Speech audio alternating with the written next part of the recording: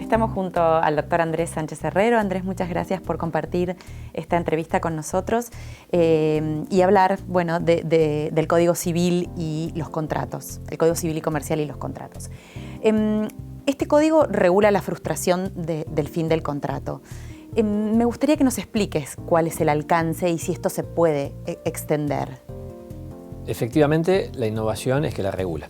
O sea, antes no había una regla general que reconociese la figura de la frustración del fin del contrato, si bien, al menos a nivel doctrinario, ya había un consenso en que ante una frustración del fin algún efecto jurídico tenía que tener. Generalmente permitir que el contratante frustrado se liberase de ese contrato. Entonces, primero, está regulada. En segundo lugar, está regulado de acuerdo con lo que era la idea previa acerca de este instituto, de esta figura. Pensemos, por ejemplo, que alguien alquila un local en un shopping center y que comercialmente el proyecto fracasa. O por ir a lo que eran los ejemplos clásicos de los casos de la coronación, ¿no? Si alquila un balcón para ver un desfile y luego se suspende el desfile o se cancela el desfile.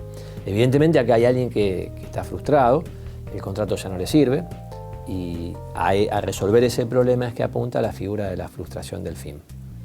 Yendo a tu pregunta, si esto va a implicar una expansión de la figura, supongo que a nivel jurisprudencial, y con muy poquito supongo que sí, porque la verdad es que hasta ahora, si bien había un gran consenso doctrinario, a nivel jurisprudencial los casos eran raros. El que le guste frecuentar la doctrina sobre el tema verá que son casi siempre los mismos los casos que se citan, y son muy pocos. Así que sí, probablemente facilite la posibilidad del abogado de invocar esta figura, que más allá que hubiera un consenso doctrinario, siempre el abogado trabaja con mayor tranquilidad y también el juez a la hora de fallar si tiene un respaldo legal. En cuanto a los requisitos que esta figura tiene, son los que ya se venían planteando, o sea, que hubiera una frustración, que esto fuera por una circunstancia imprevisible, fuera del ordinario, que sea algo que no sea imputable a una de las partes, es decir, si una de las partes con su conducta frustra el interés de la otra, en realidad hay un incumplimiento contractual, o probablemente lo haya, no la figura de la frustración del fin. Y por supuesto la opción del frustrado, o sea, es el propio contratante que considera que el contrato ya no le sirve, que ya no satisface su interés, quien tiene derecho en su caso a invocar la frustración del fin.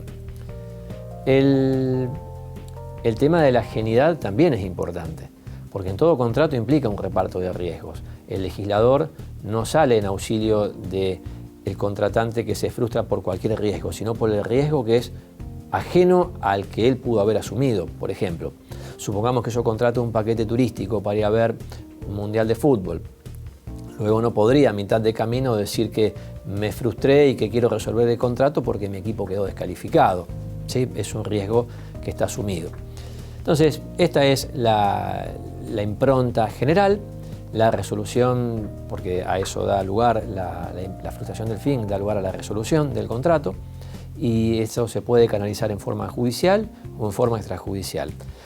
No hay mayores reglas específicas sobre esto, así que ahí nos tenemos que remitir a lo que son las reglas generales de la resolución que están en las disposiciones comunes del capítulo 13 del Código Civil y Comercial. La verdad es que en la práctica esto implica un mecanismo muy parecido al que era la resolución por incumplimiento. De hecho, por ejemplo, nosotros en el Tratado de Derecho Civil y Comercial, en el capítulo de frustración del fin, cuando llegamos a estos aspectos, directamente remitimos al capítulo de la resolución de los contratos, en donde se lo ve de manera mucho más exhaustiva.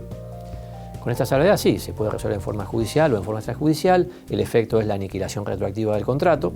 Está la excepción de que las prestaciones cumplidas que sean útiles para las partes quedan firmes.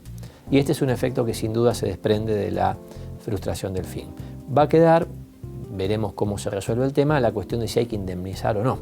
En principio, el contratante frustrado está ejerciendo un derecho a resolver el contrato, por ende, mal podría hablarse de una indemnización. Sin embargo, lo cierto es que, así como ese contratante se frustró por X circunstancia y tiene derecho a desembarazarse del contrato, no lo es menos que a lo mejor el otro también sufre una frustración, pero a raíz de la resolución que sufre. Y esto en sí quizás no sea tutelable como interés, pero supongamos que hizo gastos.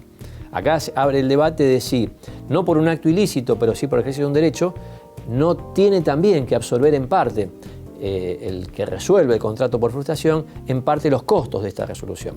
O sea, ¿hay derecho o no a una indemnización por la parte que tampoco fue la que provocó la frustración?